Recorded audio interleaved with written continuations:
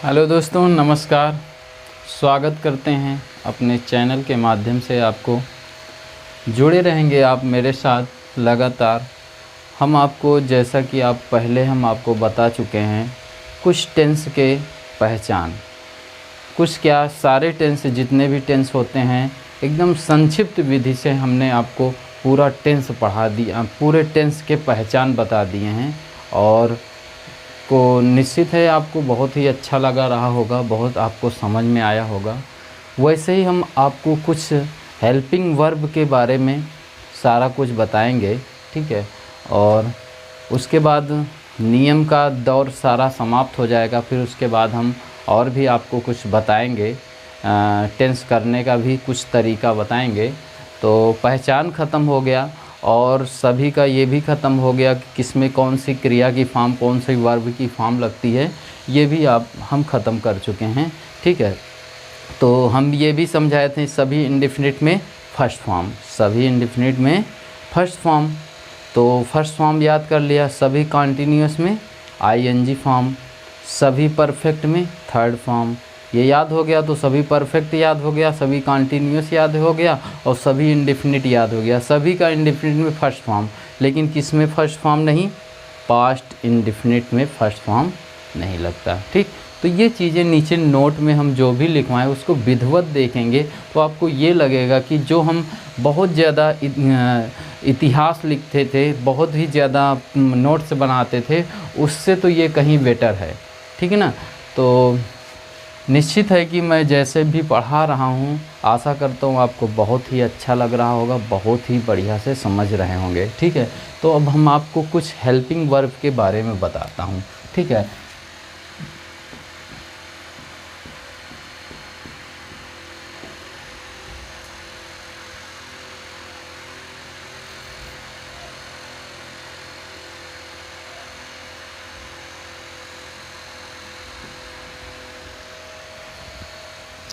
दिख नहीं रहा है, PRES,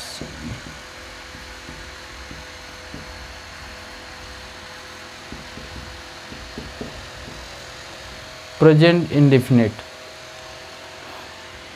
present continuous, present perfect, present perfect continuous, ठीक। ये प्रेजेंट टेंस के 4 पार्ट हैं, ठीक है। इसी में थोड़ा सा यदि हम बदलाव कर देते हैं, पास्ट कर देते हैं, तो ये पास्ट के हो जाते हैं। कुल मिला के यही 4 भेद होते हैं, इसी में ये बदलते रहते हैं, ठीक है। तो हम प्रेजेंट का पहले आपको हम बता रहे हैं, ठीक है। प्रेजेंट का हम इंडेफिनिट बताने जा रहे हैं। तो प्रेजेंट के इंडेफिनिट आप सबसे पहले आप इसे देख लीजिए। तो प्रेजेंट का इंडेफिनिट यानी प्रेजेंट इंडेफिनिट में सहायक क्रियाएं कौन सी लगती हैं, ठीक है। तो ये देखना है।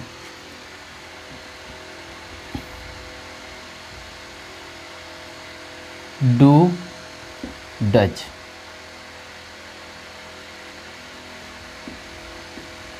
डू डज लगती है। क्या लगता है? Do does. प्रेजेंट इंडेफिनिट में क्या लगता है? डू डज लगता है। कॉन्टिन्यूअस में जो है इज, एम, आर ये लगता है, ठीक है। और इसमें हैज, हैव, और इसमें हैज बीन और हैव बीन, ये इतना लगता है, ठीक। हैज बीन और हैव बीन, तो इतने सहायक क्रियाएं आपको ध्यान देना है, ये प्रेजेंट के हैं, ठीक। अब इसमें सिंगुलर में कौन सा लगता है और प्लूरल में कौन सा लगता है? तो सिंगुलर में एक वचन के साथ ये लगता है, ये सिंगुलर में होगा,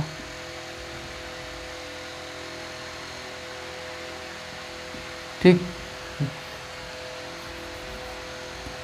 सिंगुलर ही, सी, इट एक वचन के साथ, और जो बाकी है उसके साथ डू लगेगा, ठीक।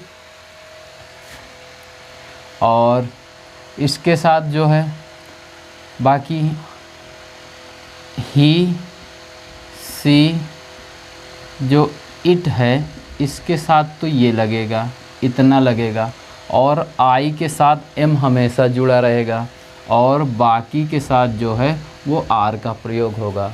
इसमें कोई दिक्कत नहीं है। बाकी उसी तरह इसमें भी ही, सी और इट, इनके साथ ही, सी, इट नाम भी लिया जाता है। ही, सी, इट नाम के साथ जो है हैज लगेगा, बाकी के साथ हैव लगे। बाकी आप जान ही रहे हैं कौन से सब्जेक्ट बाकी में आ जाएंगे। उसी तरह ये भी ही, सी, इट है ना, इनके साथ और बाकी के साथ हैव बीन। तो ये आप समझ गए होंगे, ठीक। लेकिन कुछ आपको नोट यहाँ पर याद करना, नहीं तो आप बताएंगे कि गुरुजी आपने तो गलत बता दिया है। हम गलत नहीं बताएंगे, पहले गलत बताएंगे लेकिन बाद में नोट्स लिखवाएंगे। यही तो तरीका है हमारे बताने का, बस यही तरीका, इसीलिए इसको हम कोष्टक में बना लिए, इसीलिए इसको हम शार्ट बना रहे हैं, ठीक है। निश्चित बात है कोई गलत नहीं है। प्रेजेंट इंडेफिनिट टेंस में सही बात है डू या डज लगता है, लेकिन कोई एक ऐसा सेंटेंस होता है उसमें सहायक क्रिया का प्रयोग नहीं होता है, ठीक है। सभी में डू डज लगता है, लेकिन प्रेजेंट इंडेफिनिट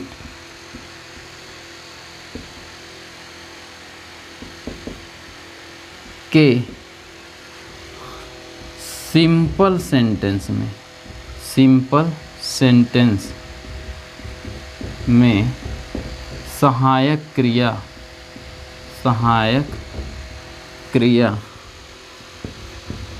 का प्रयोग नहीं होता। आपको पता होगा कि सहायक क्रिया का इसमें यूज नहीं होता। अब आप कहोगे जो यस और ईएस लगता है, जो यस या ईएस लगता है कोई भी सिंपल सेंटेंस के लिए हैं, तो उसके लिए हम बता दें यस या ईएस कहाँ मेन वर्ब में लगता है, क्रिया में लगता है, और जबकि हेल्पिंग वर्ब कहाँ लगता है, सब्जेक्ट के जस्ट आगे। तो इसका मतलब वो क्या हुआ, वो आपका हेल्पिंग वर्ब नहीं है, वो फर्स्ट फॉर्म के साथ जो होता है ही, सी, इट के साथ जो है वो लग जाता है, ठीक है। यस या ईएस, ही, सी, इट एक वचन के साथ जो होता है यस या ईएस लगा देते हैं, ठीक है। वो कोई हेल्पिंग वर्ब नहीं है, वो उसके साथ लगने वाली है, ठीक है। चलो ये नोट्स आप लिख सकते हैं, ठीक। इसके बाद हम पास्ट का बता दें, इसी में मिटा देते हैं, इसी में हम ये लिख दिए पास्ट।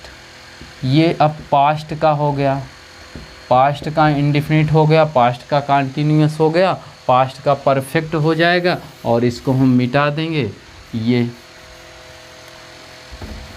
इसी में अब हम पास्ट का बता देंगे। चलो पास्ट का देखते हैं। पास्ट में क्या आ जाएगा, पास्ट का इंडेफिनिट में क्या लगता है, सहायक क्रिया डिड। क्या लगता है, डिड। वो भी कुछ नहीं, ना तो सिंगुलर ना तो प्लूरल, सभी कर्ताओं के साथ। किसके, सभी कर्ता के साथ, ठीक। सभी कर्ता के साथ क्या होता है, डिड का प्रयोग होता है। पास्ट इंडेफिनिट में सभी कर्ता के साथ डिड का प्रयोग होता है, और सभी कर्ता में क्या है, सभी कर्ता के साथ सहायक क्रिया का प्रयोग होता है, ठीक है। और कंटिन्यूअस में वाज वर, और परफेक्ट में हैड, और इसमें हैड बीन। क्या लगेगा, हैड बीन, ठीक। और इसमें जो लास्ट वाला टेंस रहता है, इसमें समय के समय का बोध होता है, ठीक है। ये आपको ध्यान देना पड़ेगा। सिंस और फार का भी प्रयोग होता है, वो चीज़ आप भूलेंगे नहीं, आपको जानकारी रहेगा, ठीक है। अब एक अपवाद इसमें भी है। कुल मिला के जिस प्रकार प्रेजेंट इंडेफिनिट के केवल सिंपल सेंटेंस में सहायक क्रिया का प्रयोग नहीं होता है, उसी प्रकार पास्ट इंडेफिनिट के भी सिंपल सेंटेंस में सहायक क्रिया का प्रयोग नहीं होता। यानी प्रेजेंट इंडेफिनिट और कौन, प्रेजेंट इंडेफिनिट और कौन इंडेफिनिट, पास्ट इंडेफिनिट, दोनों में क्या है, सहायक क्रिया का प्रयोग नहीं होता है। ठीक है, पास्ट इंडेफिनिट के सिंपल सेंटेंस में सहायक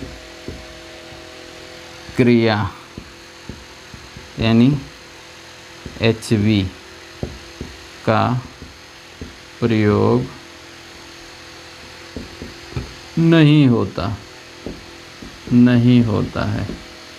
ठीक, क्या होता है, नहीं होता है। ठीक, तो यानी प्रेजेंट इंडेफिनिट का सिंपल और पास्ट इंडेफिनिट का सिंपल, केवल सिंपल। बाकी अब आप ये ना भूलिए कि डिड नहीं लगता, केवल सिंपल में आपको नहीं यूज करना है।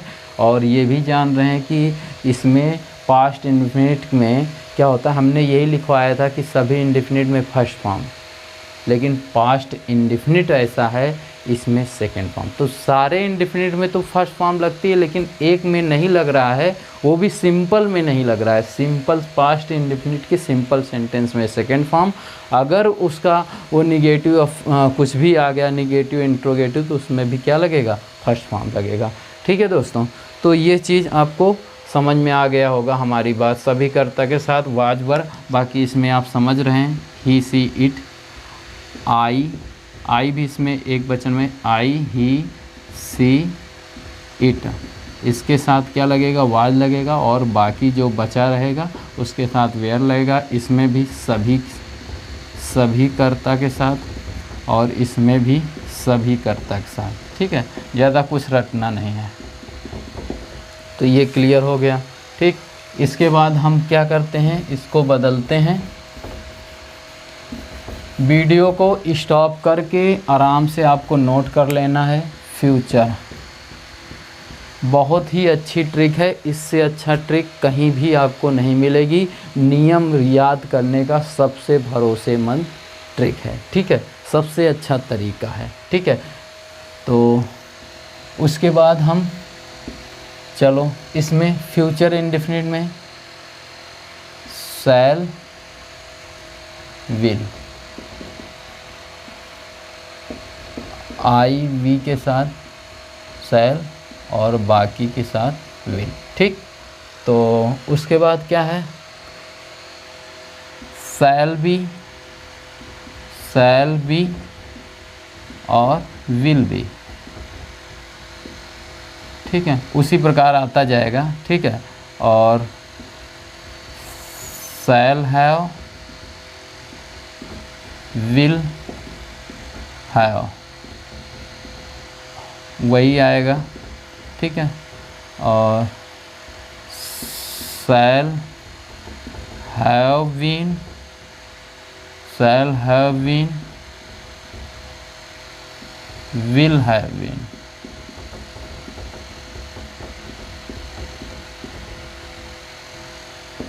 ठीक, ये चीज़ें हैं। ठीक, तो इसको तो मिटा देंगे, इसमें कोई ऐसा अपवाद नहीं है जो दिक्कत डाले। ठीक है, बाकी समय का बोध सभी लास्ट वाले टेंस में होते हैं। ठीक है, प्लस समय का बोध। ठीक है, और फर्स्ट वाले में यदि हम ना बताए हो प्रेजेंट में, तो उसमें भी आप नोट कर लेना। ठीक है, यदि किसी प्रकार की त्रुटि यदि आपको लगती है तो आप कमेंट्स करेंगे, हम आपको बताएंगे कि ये चीज़ नहीं होना चाहिए, ये होना चाहिए, और पूरा डिटेल में आपको लिख लेना है और अच्छे से ध्यान देना है। यदि कोई भी दिक्कत आती है तो आप कमेंट्स करेंगे, हमको बताएंगे, हम आपका भरपूर सहयोग करने का प्रयास करेंगे। बस आज के लिए इतना ही।